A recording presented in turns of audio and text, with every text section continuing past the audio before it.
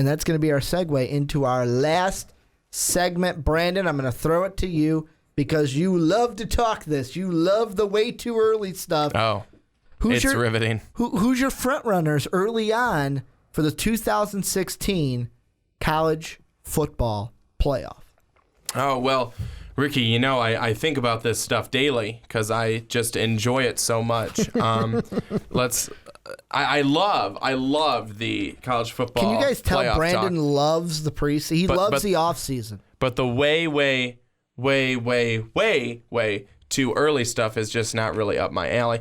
But okay, of course, you got to put Alabama in there. They will be going back to defend their title. I think that you lose a great running back in Derrick Henry, but you've got a good guy coming up right behind him, I think, and pretty much a bruiser, just like Henry was. So I think that Alabama is back. I would really like to think Clemson is going to be there again after not being able to finish their goal last year. I'd love to see Clemson get there again and make another run. I'm thinking another team, possibly Stanford. Possibly see Stanford in there as a third team, and then a fourth team that I'll throw out after not thinking about this at all. Let's see.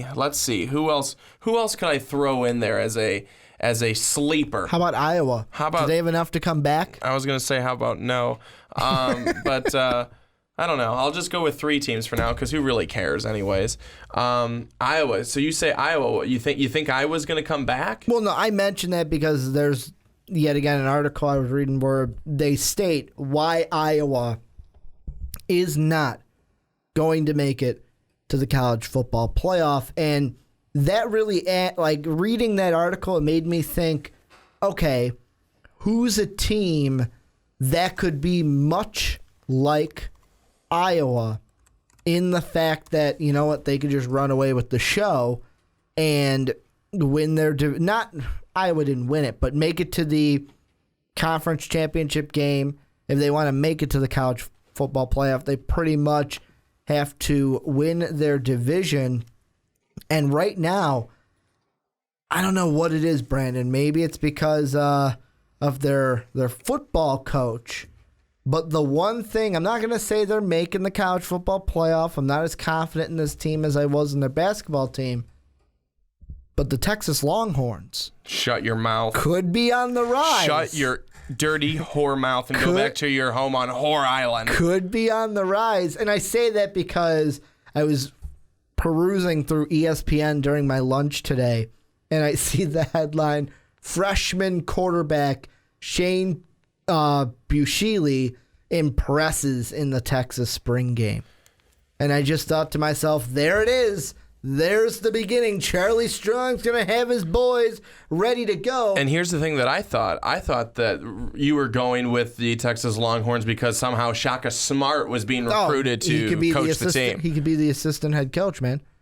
He could be that assistant head coach, make the run. No, I'm going to throw out a team, a Big Ten team, actually, who can make a run this year, even though it may pain me to say this. You ready for it? Yes. Northwestern. They were a 6-2 team in the conference last year, 10-3 overall. A year or two ago, I want to say it was 2 years ago now, that season was a fluke for Northwestern. It was the same year that my Illinois Fighting Illini were able to beat Northwestern to become bowl eligible at 6-6. That season was a fluke for Northwestern. I feel like they are going to just kind of stepping stone up for this year because really Iowa is the main contender in the Big Ten West is weak. It's something we all know. You're sitting there going, Ricky, this is stuff we know. You don't have to tell us that the Big Ten Conference is weak. You don't have to tell us that the Big Ten West is weak, that somebody from the Big Ten West is going to make a run. This year, I think Iowa could be that team. I am high on Illinois, as I always am early on, but I'm really high on them more than usual because they actually got a head football coach.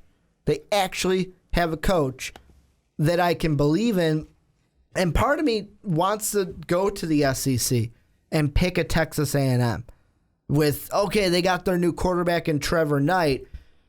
However, I can't do that because they're the exact, like, if the Big Ten West is the weakest division in all of college football, what does that say for the SEC West? That's the toughest division in all of college football.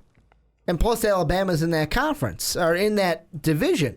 So if you're Texas A&M, I'm sorry, you're not going to win the SEC West. Here's a serious team, though. We talked about them a little last week because they open up against Texas A&M. Our boy, sophomore year, could Josh Rosen lead the Bruins of UCLA to not only a Pac-12 South championship, but a Pac-12 Together championship. Yeah, that's how I'm going to say it. A Pac-12 Together championship and make the college football playoff. That would be something. What if it was like Stanford UCLA in the Pac-12 championship? Winner goes on to the CFP. You know, that would be interesting. We will have to see how he does.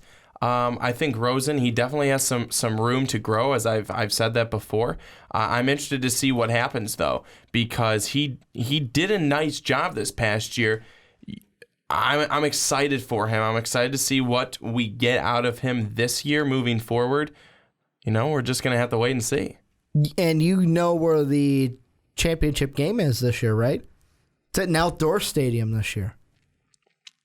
Right, I'm not sure. I'll give you a hint. Lovie Smith used to be the coach for this team. Not the Bears. Who was he the coach of after the Bears? Not at, it's going to be at Raymond James? Yep, it's going to be at Raymond James. We got our two semifinal games will be the Chick-fil-A Peach Bowl, one of me and Brandon's favorite places to go eat, which is going to be held at the Georgia Dome, and then the Fiesta Bowl at U of Phoenix Stadium in Glendale. Those are going to be on New Year's Eve. And then July 9th, Monday, July 9th, Raymond James Stadium, the host of college football playoff championship. Next year, it's in Georgia at the Mercedes-Benz Stadium. So that's going to be nice before it goes to Levi and then the Superdome. Oh, riveting places. Brandon's looking. I called you Mark. Brandon's looking going, oh, great. More stadiums to look at, more future years to look at that I don't care about. But I'm thinking more indoor stadiums. I'm all about the outdoor stadium. Well, I'm sorry. Levi Stadium's an outdoor one. That's the one in Cali. The new one in Cali. Yeah. That one, but you said the Georgia Dome. No, it's going to be whatever the Mercedes-Benz Stadium. That's the new one they're building. So I don't know if that one's going to be. I haven't paid attention to that one enough. Okay, because I was going to say, because the one in Atlanta right now is indoor, and then the Mercedes-Benz is indoor and pardon me, in Louisiana. No, the Georgia Dome is closing. They are getting rid of that. Good. And they are, actually, I'm looking at some views of the Mercedes-Benz Stadium right now, just like the artist depiction. What it looks like is that somebody took the roof and put a huge hole in it for an alien abduction, just in case the aliens come that day and say, you know what, we want to abduct your best college football players. That's how they can do it. There's a big, stupid hole in the... I'll put a picture in the description. It looks stupid to me. A big, stupid hole? Is that compared to just a hole? I hope this is not what it looks like. I hope this is not what it really looks like, because that would be horrible, but I would hate to have a stupid hole in the top. That's going to be the Primetime Podcast for this week. Let us know what you think about any of the things we talked about today. Who's going to make the college football playoff? Is USC going to be there? Are they going to be good enough to make the playoffs this year? And then who would you take?